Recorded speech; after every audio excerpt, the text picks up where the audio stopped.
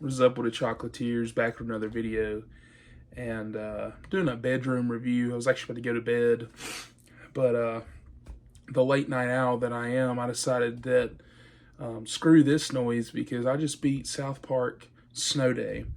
So I kind of want to get into this and explain my thoughts and pretty much how I feel about this game, because I've seen a lot of hate. Which, like always online, it's usually for people that have never played it, or in the case of movies, people that have never watched them. And so they just go based on what other people say. Now, I'm not saying this because it's a good game. It's awful. You guys were correct. But I mainly just want to say the positive before I get into the negative. So first off, I didn't hate the story. I do hate that it takes place with the same other South Park games, so I don't like the fact that Stick of Truth and Fractured But Whole are canon. I really don't love that at all, because there's certain things that they do, like with the gameplay changes, that just kind of make you sit there and think, why would you ruin my franchise? Because this is pretty much an 0-2 game, and now here we are with the first loss. I think I said that reversed. I don't know sports. I play video games. I'm fat. Basically, this game also, I like the card system. I like that you get upgrades that help your different abilities, and you can upgrade them with certain points. The skill tree, while not the greatest, is a good addition for a game like this. And those are small things that I did like about this game. And now I'm going to get into everything that is crap, which is ironic because of the main villain of this game and the final boss. My air just cut on, so if it gets a little noisy, just stay with me for a minute. So that's loud. So this game, when I say awful, like, they removed the turn-based combat, this nice little strategy combat that, was kind of complex in a way and made you actually think. They turned it into a just press square, but like combat system.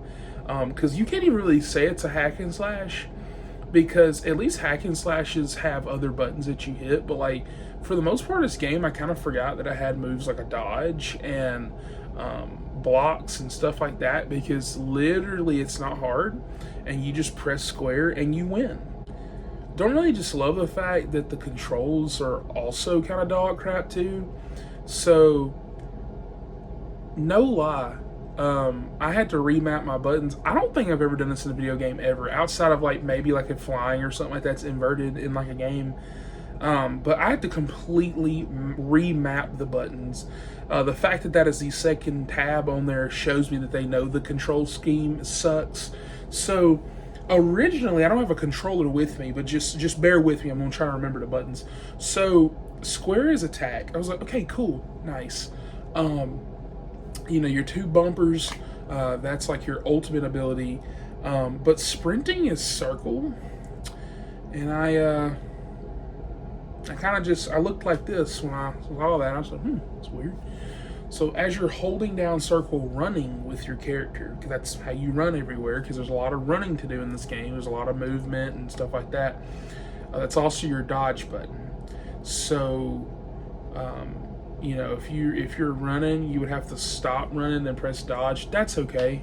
I can get over that. But what I can't get over is this. While I'm holding the run button and moving the stick like this to, in the area of where I'm gonna run, how do I turn the camera? Because it don't turn. So I'm literally having to stop running to move the camera, then run. I have to like literally hold the run button, and then like if I run into like a wall, I have to stop to turn and then hold it down again. So basically, if you ever get this game, I don't know if this works for you, but for me, what I remapped my buttons to, I just basically made it to where all my buttons were completely different. So the bumpers I kept the same, because that's normal, that's pretty okay. But what I changed the most, the biggest thing I remember from this game, is that I made my dodge and sprint button the left stick. It was a little weird to get used to because running is okay with the left stick, or whatever, but doing your little dodge, doing that, you have to click it in. But outside of that, it really made it better because, I didn't have a hand over here holding something down while also need to move the camera. And so outside of that, once you change your control scheme, it's like not awful. And like I said, for the most part, I enjoyed gameplay. It's still bad. Like, it's like I enjoy gameplay because I had to change up the game itself and I had to make myself like it. That's not good. Or $70 games out here that are like making you do the same thing over and over and like, whatever. This game's $30. And so at the end of the day, I'm just like, I'm not happy that I played this trash, but at the same time, I didn't spend $70 either. And also I could have waited.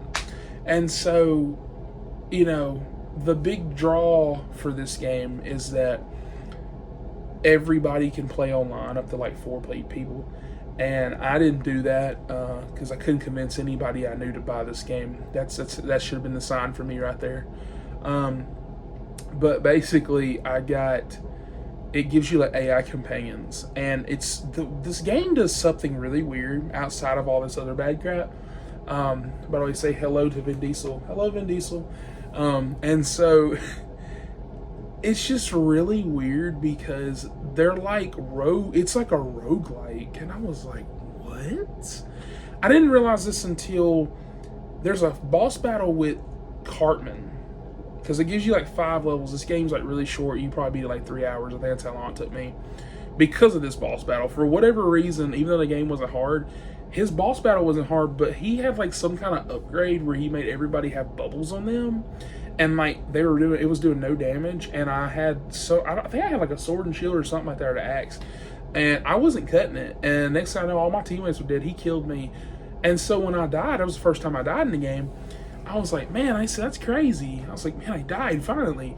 No, I had to restart. It said your run has ended. I said, my run? I don't know if I just ain't been paying attention or what. I guess I wasn't. They're runs, so each time it's randomized. Like you go to, and I was like, that's kind of cool and unique, but like this game ain't hard enough to be doing that. Because that was like the first and only time I died. The second time he didn't have that bubble upgrade, and I whooped his ass. And so there you go. But I don't know. Like, I don't know what they were doing with this game, because, like, okay, if it's a roguelike, make it a full roguelike. Commit. Because, see, it makes sense now why you get the cards and upgrades, because every time it's different. So, if it's a roguelike, be hard like a roguelike. But then they let you choose your difficulty. The controls aren't that good. It's just a hack and slash. It's like it don't know what it wants to be. And so with that, because I mainly, for the most part, didn't hate the story. I don't love how it ends up, but I love the beginning, and there's a few jokes in there that I actually laughed at. It's nowhere near the writing of the original 2 games. I'm going to give this game a 4 out of 10. On the Mr. Chocolate scale, that is bad. Anything lower than a 5 is bad. 5 is mid. And 6 through 10, take it whatever you want. 10 out of 10 is perfect. And then 6 through 9, it's like, that's just above average. That's just how I rank my stuff out here. And so with that, it's below average. I feel like if this game was like $10, which would have easily been like a 5.5. And I feel like if this game would have been free, it would have made, that's where it would have been. That's where it would have been. If it had been free, they started updating it. Make it like literally a live service. I don't even agree with live service games outside of like Helldivers, which is goated. But if this game would have been live service, keep the roguelike elements, basically make the story kind of continuous, so I think they would have had some money right there. But instead, this game's $30 with a okay story and awful gameplay. That's what we got. So, yeah. If you like this video, please like and subscribe. I'd like to see you guys come back for more. I'll be doing more reviews, probably not in my bedroom. I just kind of was laying here about to go to bed, and I kind of thought about it. I said I probably need to make a review on that before I forget, because this game was awful. I literally just beat it today. I beat it on my PlayStation Portal. Yeah, even that. I literally got it on there.